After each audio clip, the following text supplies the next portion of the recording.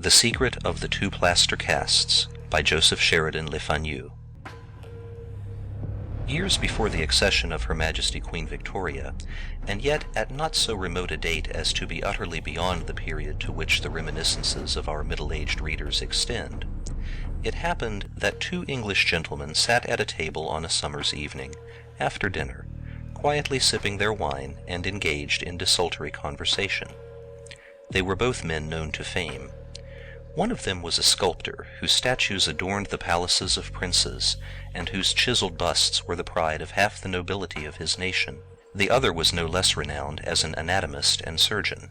The age of the anatomist might have been guessed at 50, but the guess would have erred on the side of youth by at least 10 years. That of the sculptor could scarcely be more than 35. A bust of the anatomist, so admirably executed as to present, although in stone, the perfect similitude of life and flesh, stood upon a pedestal opposite to the table at which sat the pair, and at once explained at least one connecting link of companionship between them. The anatomist was exhibiting for the criticism of his friend a rare gem which he had just drawn from his cabinet. It was a crucifix, magnificently carved in ivory and encased in a setting of pure gold. "The carving, my dear sir," observed Mr. Phidias, the sculptor, "is indeed, as you say, exquisite.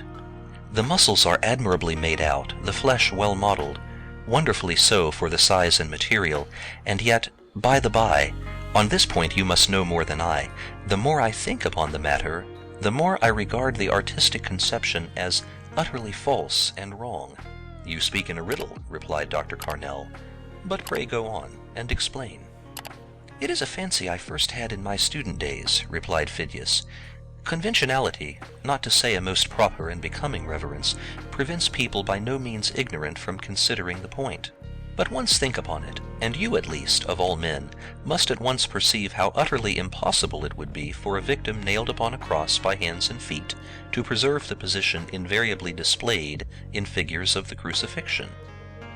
Those who so portray it fail in what should be their most awful and agonizing effect. Think for one moment and imagine, if you can, what would be the attitude of a man, living or dead, under this frightful torture." "You startle me," returned the great surgeon, "not only by the truth of your remarks, but by their obviousness.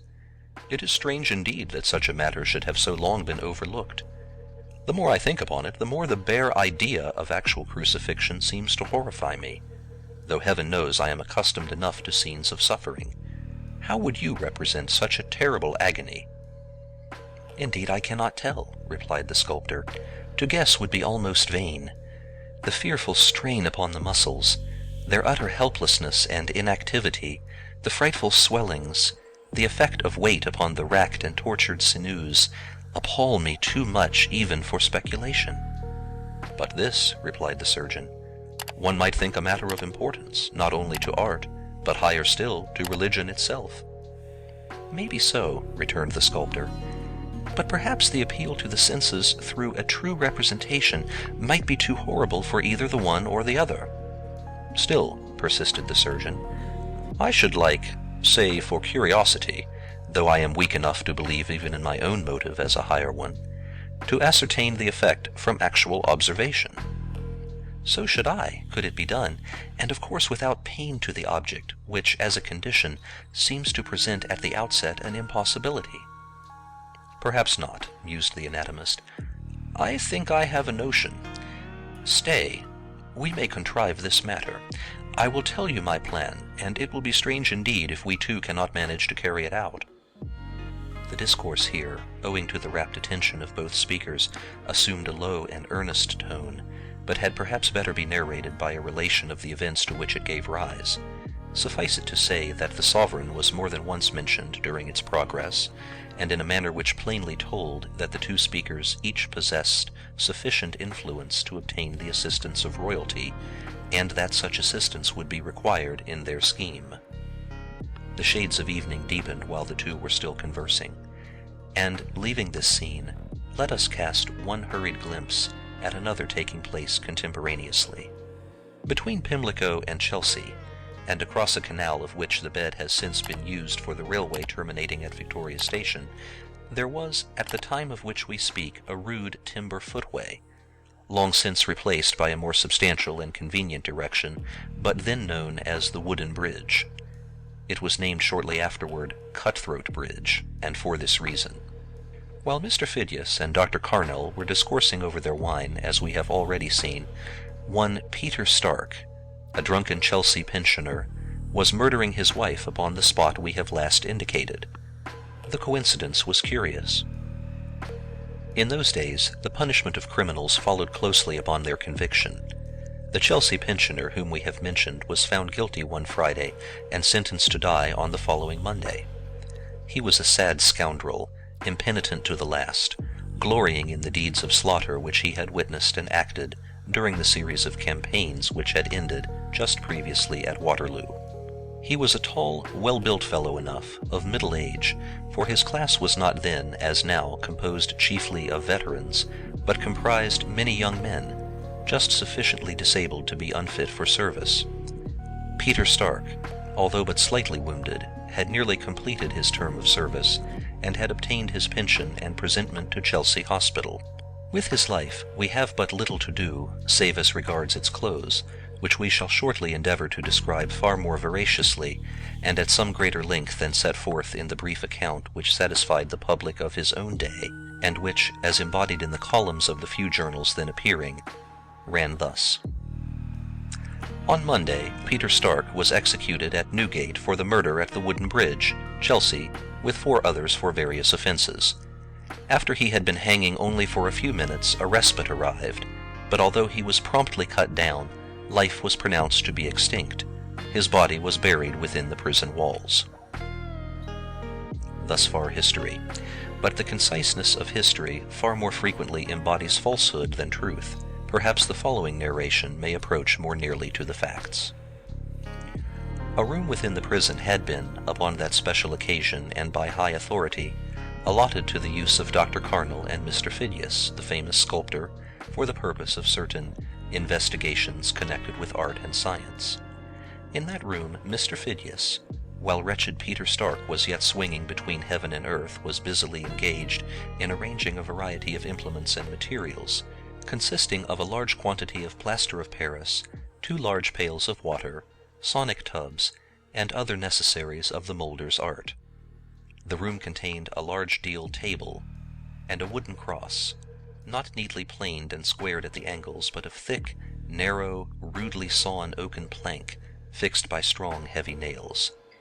And while Mr. Phidias was thus occupied, the executioner entered, bearing upon his shoulders the body of the wretched Peter, which he flung heavily upon the table.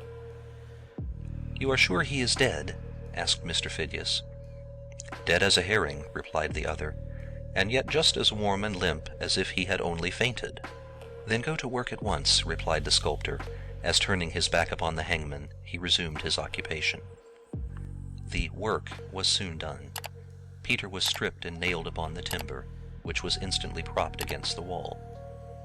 "As fine a one as ever I see," exclaimed the executioner, as he regarded the defunct murderer with an expression of admiration, as if at his own handiwork, in having abruptly demolished such a magnificent animal. "Drops a good bit forward, though. Shall I tie him up round the waist, sir?" "Certainly not," returned the sculptor. "Just rub him well over with this oil, especially his head, and then you can go. Dr. Carnell will settle with you." "All right, sir." The fellow did as ordered, and retired without another word, leaving this strange couple, the living and the dead, in that dismal chamber. Mr. Phidias was a man of strong nerve in such matters.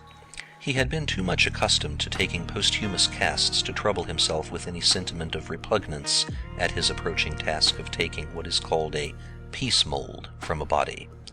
He emptied a number of bags of the white powdery plaster of Paris into one of the larger vessels, poured it into a pail of water, and was carefully stirring up the mass when a sound of dropping arrested his ear. Drip, drip. "There's something leaking," he muttered, as he took a second pail and, emptying it, again stirred the composition. Drip, drip, drip. "It's strange," he soliloquized, half aloud. "There is no more water, and yet—" The sound was heard again. He gazed at the ceiling, There was no sign of damp. He turned his eyes to the body, and something suddenly caused him a violent start. The murderer was bleeding. The sculptor, spite of his command over himself, turned pale. At that moment the head of Stark moved, clearly moved. It raised itself convulsively for a single moment, its eyes rolled, and it gave vent to a subdued moan of intense agony. Mr. Phidias fell fainting on the floor as Dr. Carnell entered. It needed but a glance to tell the doctor what had happened, even had not Peter just then given vent to another low cry. The surgeon's measures were soon taken. Locking the door, he bore a chair to the wall which supported the body of the malefactor.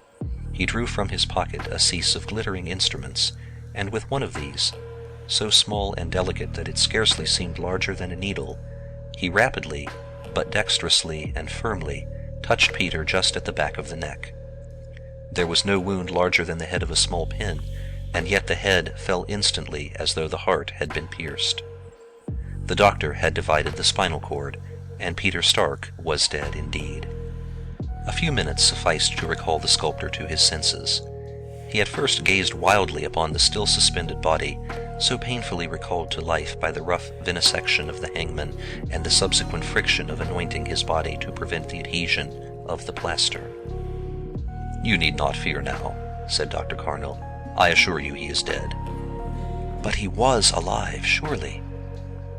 "Only for a moment, and even that scarcely to be called life. Mere muscular contraction, my dear sir. Mere muscular contraction." The sculptor resumed his labor.